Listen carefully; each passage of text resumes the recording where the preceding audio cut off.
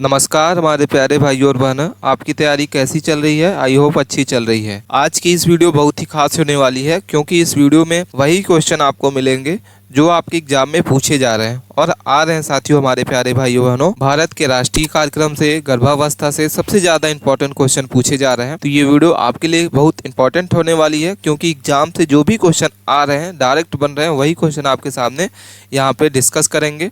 Video को बनाने में काफ़ी मेहनत लगती है, तो आप चैनल को सब्सक्राइब जरूर कर लें। चलिए स्टार्ट करते हैं और इस वीडियो को अपने दोस्तों के पास जरूर शेयर करें। इसकी पीडीएफ चाहिए तो हमारे टेलीग्राम चैनल को ज्वाइन करके आप इस पीडीएफ को प्राप्त कर सकते हैं। चलिए, सबसे पहला ही क्वेश्चन आपके सामने दिखाई दे रहा है। गर्भवती महिला जो है आहार से प्राप्त लवण को कितनी % शोषण कर पाती है। ठीक है, वेरी इंपॉर्टेंट क्वेश्चन है। आपको क्वेश्चनों को 1 से 2 बार जरूर पढ़ना है क्योंकि वेरी वेरी इंपॉर्टेंट क्वेश्चन है।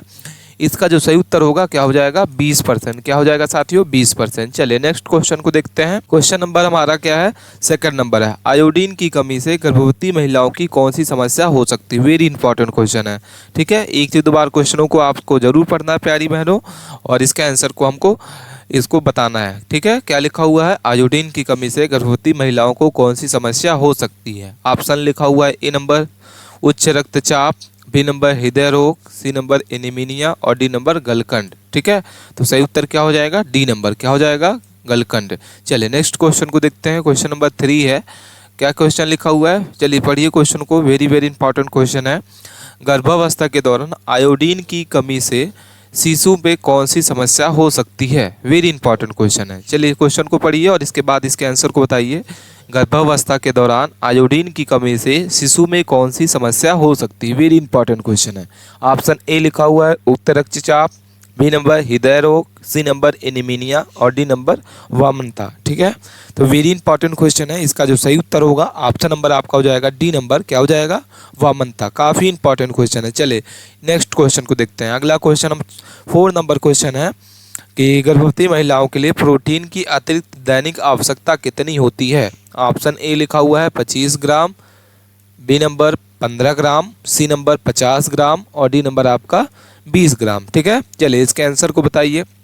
वेरी वेरी इंपॉर्टेंट क्वेश्चन है प्यारी बहनों कि गर्भवती महिलाओं के लिए प्रोटीन की अतिरिक्त दैनिक आवश्यकता कितनी होती है। ठीक है, तो कितनी होती है, 25 ग्राम। क्या होगा, ऑप्शन नंबर आपका ई नंबर करेक्ट आंसर होगा। क्वेश्चनों को आप रट लीजिए क्योंकि ये सारे के सारे क्वेश्चन आपके एग्जाम में जरूर पूछे जाएंगे। अगला क्वेश्चन है 5 नंबर क्वेश्चन है कि गर्भवती महिलाओं के लिए सबसे अच्छा प्रोटीन स्रोत कौन सा है। वेरी इंपॉर्टेंट क्वेश्चन है। क्या लिखा हुआ है, गर्भवती महिलाओं के लिए सबसे अच्छा प्रोटीन स्रोत कौन सा है। हरी सब्जियां, जंक फूड, दाल, अंडा, दूध और डी नंबर है आपका मीठे खाद्य पदार्थ। ठीक है, तो सही उत्तर हो जाएगा क्या, चलिए कमेंट करके बताइए इसका सही उत्तर क्या होगा। सी नंबर इसका सही उत्तर है, दाल, अंडा, दूध इसका सही उत्तर होगा। ऑप्शन नंबर आपका सी इसका करेक्ट आंसर है। चलिए नेक्स्ट क्वेश्चन को देखते हैं। नेक्स्ट क्वेश्चन है, गर्भवती महिलाओं को ऊर्जा प्राप्ति के लिए कौन से खाद्य पदार्थ लेने चाहिए। ठीक है, वेरी वेरी इंपॉर्टेंट क्वेश्चन है। अत्यधिक मसालेदार भोजन, पैकेट बंद स्नैक्स, साबुत अनाज, चावल, रोटी और डी नंबर आपका हो जाएगा फास्ट फूड और सोडा। ठीक है, तो इस क्या हो जाएगा इसका सही उत्तर, चलिए कमेंट करके बताइए क्या होगा। इसका सी नंबर इसका सही उत्तर हो जाएगा। क्या हो जाएगा, सी नंबर, साबुत अनाज, चावल, रोटी। नेक्स्ट क्वेश्चन को देखते हैं। अगला क्वेश्चन दिख रहा है हमारे सामने, प्रोटीन का सबसे अच्छा स्रोत कौन सा है। वेरी वेरी इंपॉर्टेंट क्वेश्चन है, काफ़ी इंपॉर्टेंट क्वेश्चन है। आप इस क्वेश्चन को जरूर रख लीजिए क्योंकि आपके एग्जाम में ये क्वेश्चन पूछा ही पूछा जाएगा। प्रोटीन का सबसे अच्छा स्रोत कौन सा है। तली हुई चीज़ें, चावल और आलू, दूध, अंडा और फल। तो प्रोटीन का जो सबसे अच्छा स्रोत होता है वो दूध और अंडा होता है। ऑप्शन नंबर आपका हो जाएगा C number. Very very important question है। चलिए नेक्स्ट क्वेश्चन को देखते हैं। 9th नंबर क्वेश्चन है गर्भवती महिलाओं के लिए कौन से खाद्य पदार्थ आयोडीन का अच्छा स्रोत है। तो ऑप्शन नंबर आपका ए इसका सही उत्तर हो। क्या हो जाएगा, आयोडीन युक्त नमक और समुद्री भोजन। सही उत्तर हो जाएगा ए नंबर। ठीक है, चलिए नेक्स्ट क्वेश्चन को देखते हैं। नेक्स्ट क्वेश्चन हमारे सामने दिख रहा है 10 नंबर क्वेश्चन है, गर्भावस्था में आयोडीन की कितनी मात्रा आवश्यक होती है। वेरी इंपॉर्टेंट क्वेश्चन है, यह आपके एग्जाम में पूछा ही पूछा जाएगा। तो चलिए इसके आंसर को बताइए प्यारी बहनों, क्या होगा इसका सही उत्तर। गर्भावस्था के दौरान आयोडीन की कितनी मात्रा जो है आवश्यकता होती है।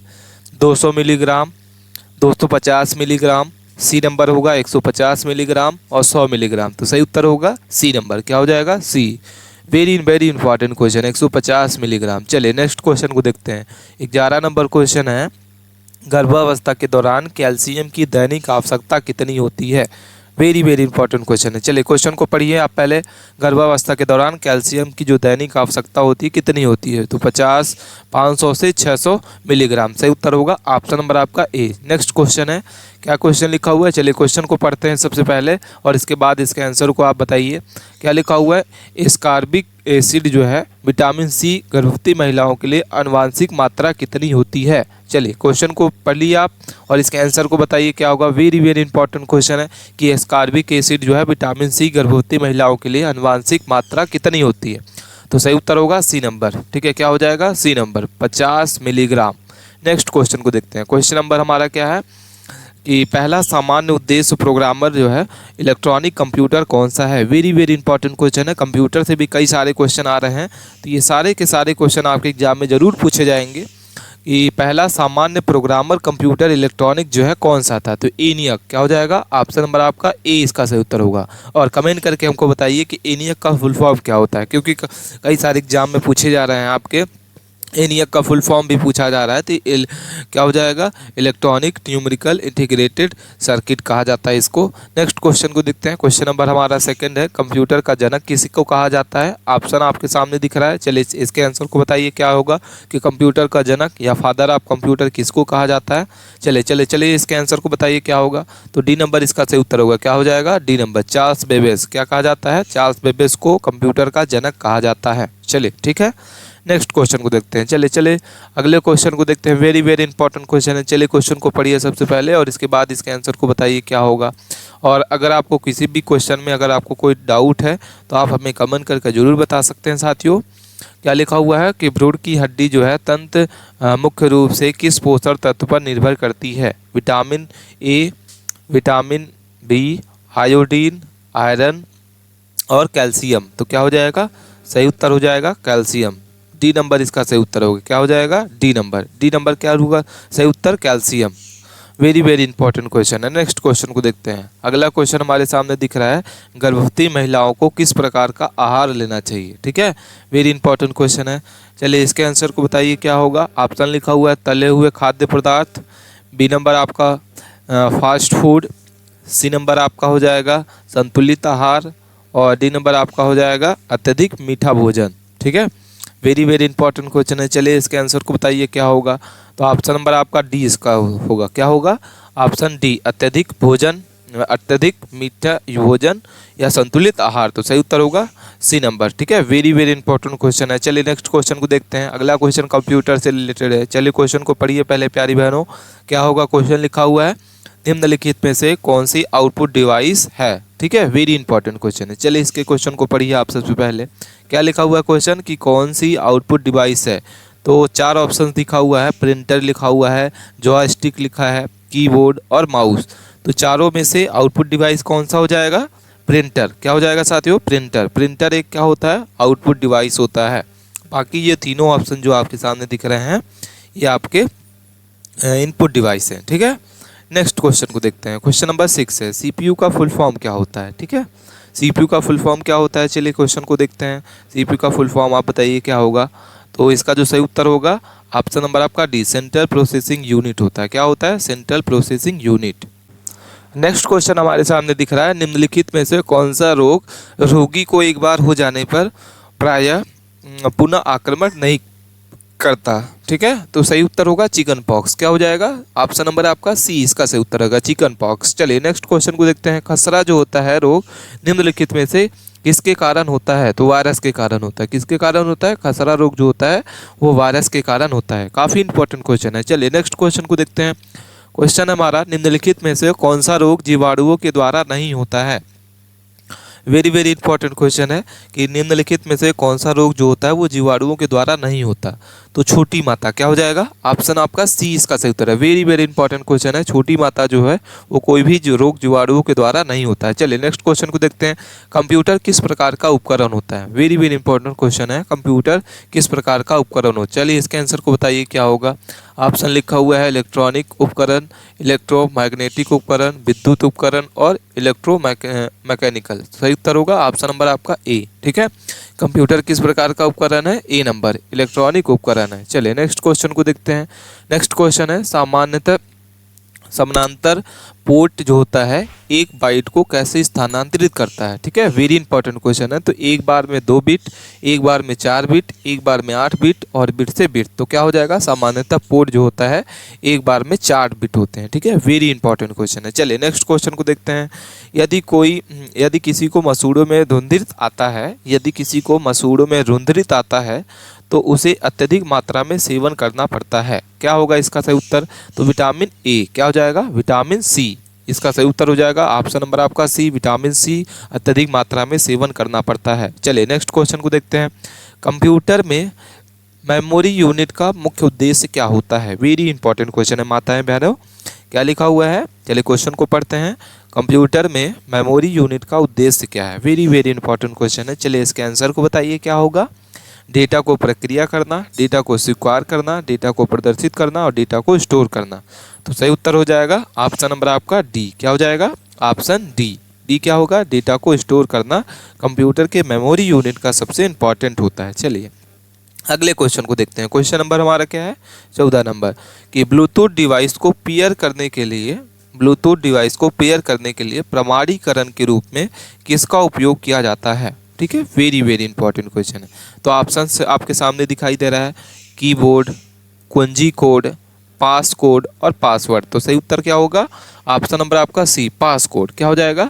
ब्लूटूथ डिवाइस को पेयर करने के लिए पास कोड का उपयोग किया जाता है। नेक्स्ट क्वेश्चन को देखते हैं। वेरी वेरी इंपॉर्टेंट क्वेश्चन हमारे सामने दिख रहा है। भारत में राष्ट्रीय परिवार नियोजन कार्यक्रम कब प्रारंभ किया गया? ठीक है, तो ऑप्शन आपके सामने दिख रहा है। भारत में राष्ट्रीय परिवार नियोजन कार्यक्रम कब प्रारंभ किया गया? 1952 में। क्या हो जाएगा? 1952 में भारत में राष्ट्रीय परिवार नियोजन कार्यक्रम प्रारंभ किया गया। ठीक है, वेरी वेरी इंपॉर्टेंट क्वेश्चन है। डी नंबर इसका सही उत्तर होगा। अगले क्वेश्चन को देखते हैं। राष्ट्रीय क्षय रोग नियंत्रण कार्यक्रम किस वर्ष शुरू किया गया? वेरी वेरी इंपॉर्टेंट क्वेश्चन है। चलिए क्वेश्चन को पढ़ते हैं। राष्ट्रीय क्षय रोग नियंत्रण कार्यक्रम किस वर्ष शुरू किया गया? ऑप्शन लिखा हुआ है आपके सामने 1985, 1962, 1973, 1900। ठीक है, तो वेरी इंपॉर्टेंट क्वेश्चन है कि क्षय रोग नियंत्रण कार्यक्रम कब शुरू किया गया था? 1962 में। वेरी इंपॉर्टेंट क्वेश्चन है। क्या हो जाएगा? ऑप्शन नंबर आपका वी। चलिए नेक्स्ट क्वेश्चन को देखते हैं प्यारी बहनों। क्या लिखा हुआ है? क्या लिखा हुआ क्वेश्चन? राष्ट्रीय घेंघा नियंत्रण कार्यक्रम वर्ष में किस वर्ष किया गया है? ठीक है, वेरी इंपॉर्टेंट क्वेश्चन। राष्ट्रीय घेंघा नियंत्रण कार्यक्रम भारत के किस वर्ष में किया गया था? 1962 में। क्या हो जाएगा? ऑप्शन नंबर आपका ए। क्या हो जाएगा? ऑप्शन नंबर आपका ए, घेंघा रोग। जो घेंघा रोग कार्यक्रम है, नियंत्रण कार्यक्रम 1962 में किया गया था। अगले क्वेश्चन को देखते हैं। क्वेश्चन नंबर है हमारा, पहले से मौजूद दस्तावेज को देखने के लिए किस विकल्प का उपयोग करते हैं? वेरी इंपॉर्टेंट क्वेश्चन है, काफ़ी इंपॉर्टेंट है। आप इसके आंसर को बताइए हमारे प्यारी बहनों। क्या लिखा हुआ है? पहले से मौजूद दस्तावेज को देखने के लिए किस विकल्प का उपयोग किया जाता है? तो ओपन का किया जाता है। किसका किया जाता है? ओपन। ओपन का शॉर्टकट क्या होता है? Control plus yes. आप कंट्रोल प्लस ओ करेंगे तब भी आप क्या कर सकते हैं? फाइल को ओपन कर सकते हैं। दस्तावेज का मतलब डॉक्यूमेंट। नेक्स्ट क्वेश्चन को देखते हैं। एकीकृत बाल विकास योजना, जिसको ICDS कहा जाता है, किस वर्ष प्रारंभ की गई? ठीक है, एकीकृत बाल विकास योजना ICDS की प्रारंभ जो है 1975 में किया जाता है। 1975 में एकीकृत बाल विकास योजना ICDS की प्रारंभ होती है। नेक्स्ट क्वेश्चन को देखते हैं। राष्ट्रीय कैंसर नियंत्रण कार्यक्रम भारत में किस वर्ष प्रारंभ किया गया? वेरी वेरी इंपॉर्टेंट क्वेश्चन है। क्या लिखा हुआ है? क्वेश्चन को आप पढ़ लीजिए। राष्ट्रीय कैंसर नियंत्रण कार्यक्रम भारत में कब प्रारंभ किया गया था? तो 1975 से 1976 के बीच में राष्ट्रीय कैंसर नियंत्रण कार्यक्रम क्या किया गया था? प्रारंभ किया गया था। ठीक है, तो ये थे साथियों हमारे मोस्ट इंपॉर्टेंट क्वेश्चन जो हमने इस वीडियो के माध्यम से कवर किया। ये सारे के सारे क्वेश्चन आपके एग्जाम में पूछे जाएंगे, तो आप वीडियो के 1 से 2 बार जरूर पढ़ें और अपने दोस्तों के पास इस वीडियो को जरूर शेयर करें। जिसका भी पेपर आपका 26, 27, 28, 29 मार्च को है, तो ये वीडियो काफ़ी इंपॉर्टेंट होने वाली है। आप दोस्तों के पास जरूर इस वीडियो को शेयर करें। आपको कोई भी डाउट है तो आप हमें कमेंट करके ज़रूर बता सकते हैं। मिलते हैं हम नए टॉपिक के साथ नए वीडियो में, तब तक के लिए आप बने रहिए। धन्यवाद।